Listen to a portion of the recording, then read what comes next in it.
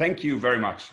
It is a privilege and pleasure to move us now towards the closure of this exciting conference with a few thoughts on how to make a positive impact individually and organizationally for a more sustainable future of both our sector and society at large.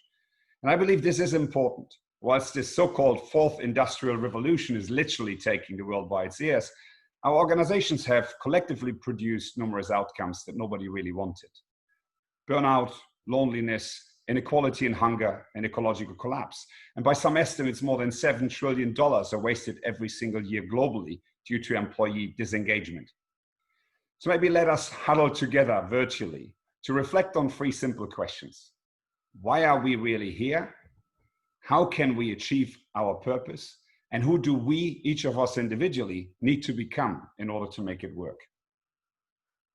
And interestingly, I very often encounter people who tell me very earnestly that they deeply desire to become more agile or teal without ever really asking themselves the question why. And that is not surprising, is it? We have created a seductively materialistic and individualistic narrative in our Western society where self-interested growth, productivity, and stock prices have often become ends in themselves. In a pandemic of busyness, we've often succumbed to that hedonistic treadmill of money for money's sake, where people start to work ever longer hours to attain status, social acceptance, and wealth, just to find out that it does not really make them happier.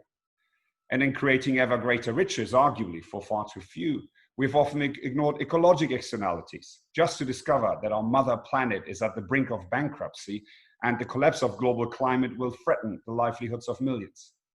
So what do we really believe in? What do we really stand for? These questions are both existential and fundamental. We create organizations for a purpose, to achieve something together, which individually we could not achieve. And I strongly believe that 50 years after Milton Friedman's famous essay on business, both personal and organizational success must transcend a quest for money and shareholder value. As Colin Meyer maintained at the World Economic Forum this year, the true purpose of organizations is to solve the planet's problems profitably. It is not just about profit and endless growth, but also about an inclusive and sustainable future for all stakeholders, not just bigger, but better. And not as a question of marketing or charity, but as a matter of morality and justice. Exploitation and inequality are not economic laws, but inherent failures of our economic system.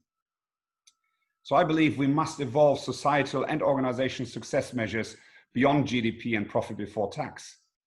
And in a world where traditional communities of churches and neighborhoods have been eroded, where scientific management has often filled gaps of meanings with the gospel of growth, and where work has become so central in our lives, I believe businesses also have to step up. As Immanuel Kant, the great philosopher, warned us a century ago, human beings must always be treated as an end in themselves, never as means, never as cogs in a machine. And today, we need human-centric organizations more than ever to provide a place of meaning and community where people can grow and flourish and attain a positive collective purpose together. And I actually believe many people today agree with such an ambition, but struggle to understand how to make it happen. And as a result, change is very slow. And by the way, whatever consultants might suggest to us, there are no simple answers. Like people, every organization is different. However, I do strongly believe that we cannot continue as before. We live in an ever more complex world, facing ever faster changes, advances in technology and data, shortening half-life of knowledge, and ever greater global interdependencies. In these new 20s, we need to let go of the illusion that work can be predicted or planned in detail. Hence, as BCG suggested last year, the companies that will win in the 2020s are those who can compete on learning. From a paradigm of scalable efficiency that has dominated our businesses since the Industrial Revolution, we need to transition to a new world of scalable learning and development, from competitive to adaptive advantage, and from closed systems to boundaryless ecosystems. The simple truth is that our world has become too complex to be controlled through bureaucracy. We cannot stand on a mountaintop and preach strategy down the hills to achieve successful execution. And those liberated organizations of the future, I believe, must be able to create an environment where people can and want to make a difference in order to harness ideas from everywhere. Today, in order to thrive, we need to embrace uncertainty and maximize human flourishing at work rather than just driving efficiency and productivity. But how do we get there? In my experience, if we want to enable self-organization and organizational learning at scale, we need to have the courage to redesign work, adapting the context for our teams at multiple levels in terms of structure and management processes and team dynamics. And above all, we need to revise the distribution of information, knowledge, and power. Existing systems often distort or suppress information. And in the future, I believe we need to move information not just upwards, but everywhere. As they say at VC, radical transparency should prevail. Everything is public unless it's harmful, so that strategy becomes a firm-wide conversation. And in terms of power, central authority does not lend itself to decentralized experimentation and learning. At ING, we were one of the first banks to roll out Agile at scale globally. And as we demonstrated, Agile can provide more flexibility within the pyramid, enabling self-organization and cross-functional flows of information decision-making. But I've also seen many Agile implementations struggle because they never dealt with existing power or ownership structures. And in terms of management processes, organizational learning requires both order and freedom. Bill Torbert speaks here of liberating structures like principles and roles, routines, rituals, methodologies to enable and host that generative dialogue involving as many people as possible. And learning entails mechanism to manage creative tension. By its very nature, total consensus would overwhelm complex systems, and we need procedures to enable collaboration across diversity and attain not consensus, but consent. And finally, I believe we must adapt sometimes anachronistic HR and finance practices. Focus moves from individual high performers towards group dynamics. Performance management must facilitate self-reflection and peer coaching. And we need to evolve resource allocation beyond annual budgeting, so that over time, our entire organization becomes a laboratory of ideas, integrating action and inquiry into everything we do, always sensing and exploring and experimenting whilst we're moving in teams and in peer communities of learning. But there's more. In my experience, adapting the context does not necessarily mean that people will accept ownership. So how can we truly unleash the creativity of all our people? And here for decades, we've been trained to see human beings as strictly rational consumers in economic markets. In our businesses, we've treated people like human capital or as exchangeable human resources to be controlled. As a result, more than 75% of employees feel disengaged. So going forward, I believe we truly must put people first. We must relearn to cherish their uniqueness and design our organizations to fulfill their basic human needs, like their sense of orientation, belonging, autonomy, and self-esteem. True success can only be when every human being at work has the ability to develop, use their creativity, and have impact, when agency becomes activism. And this won't be automatic. In a world where we are required to wear many different masks, our public identity has become disengaged from our inner life, and it has become challenging just to be with ourselves and with each other, resulting in dualisms and tensions. Therefore, in deliberately developmental organizations, we must help individuals to recognize their own biases and needs, anxieties, attachment styles, defense and coping mechanisms, and to grow their ability to work with and care for others in order to co-generate meaning and value in service of the community. Our inner game is our outer game, or as Fred Laloux once said, we can only go far into the we if we fully inhabit the I. And instead of optimizing organizations as deterministic machines, dividing information and power and specializing, I believe we need to start acknowledging organizations as complex developmental systems, as living organisms with minds and hearts and souls, where deep emotional bonds of community and trust prevail, and where individuals and teams experience and develop together, where influence and authority are different from rank and position, and where employees have freedom to experiment, where many more people become their own CEOs. And more than in structures, methodologies, or tools, the difference lies in core principles. In humanocracies, the business of business is people. And this is where most of our organizations seem stuck. Why? I regret to say so, colleagues and friends, but I believe it is often because of us. The maturity of an organization can never transcend the maturity and consciousness of its leadership. If greater consciousness doesn't operate, a system does not possess the stability to let go of the past and transition to a new model. And if our definition of success is going up that ladder from VP to SVP to EVP, hierarchy prevails. If we dominate others to uphold our own ego, people around us won't flourish.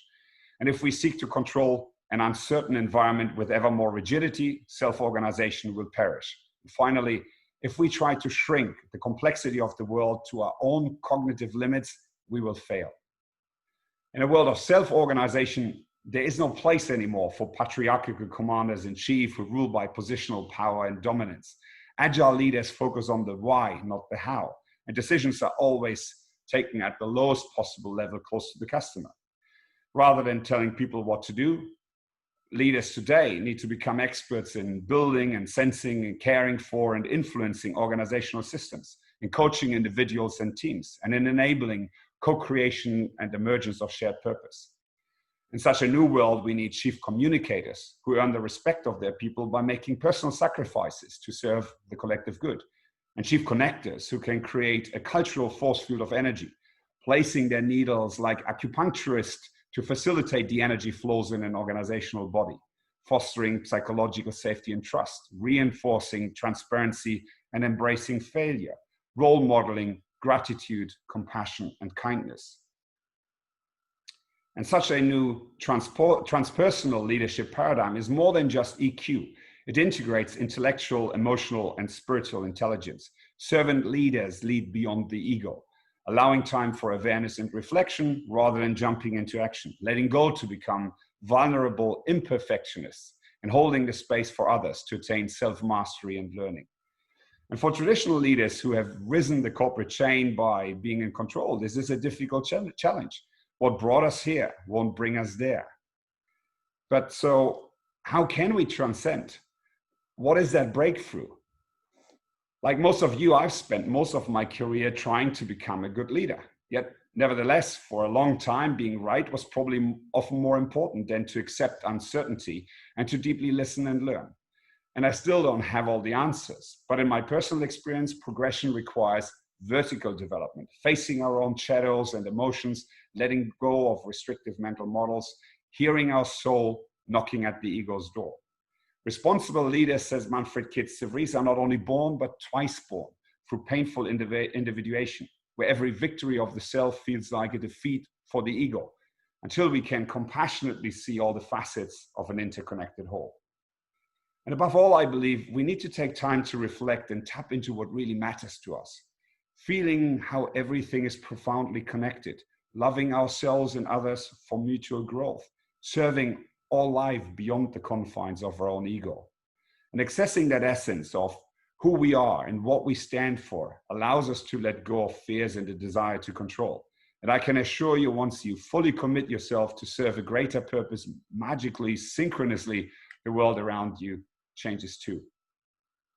And suddenly, leadership is not a tribe of special individuals with special traits and not even a role, but about letting go of authority and unleashing that unique potential in everyone, about people no longer being victims of circumstances, but thriving in the creation of new possibilities, about learning together how to shape a more responsible future.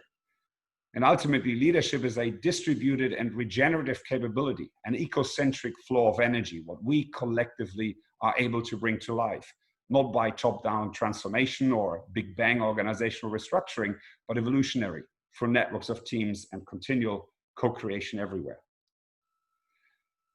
Concluding, let me offer you a final reflection. It took myself many years to acknowledge that sustainable organizational transformation is only possible through concurrent individual transformation. We are the system. Yet that also means we all have the power and the responsibility to reshape our relationships and organizations from who we are and how we show up. We can all spark the liberation of our organizations, gradually crafting those structures, processes, and cultures needed to attain an environment for individual development and the evolution of an emergent collective purpose. And together, we can compose a new unifying cultural narrative to overcome some of the limitations of that social materialism which we live today, where success is not only about money, but compassion, community, and character. Hence, I do hope I have inspired some of you to seize this historic moment to revise your bearings.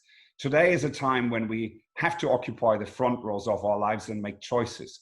This current pandemic lays bare the frailty of our social contract, and the economic lockdowns shine a glaring light on existing inequalities and even create new ones. So let us together roll up our sleeves and jointly reimagine our organizations for positive impact. Let us spark a fifth revolution to recover better, recover stronger, recover together. We are not leaders because we rule. We are leaders because we truly care. If not us, then who? And if not now, then when? Thank you, good luck, and be safe. Take care.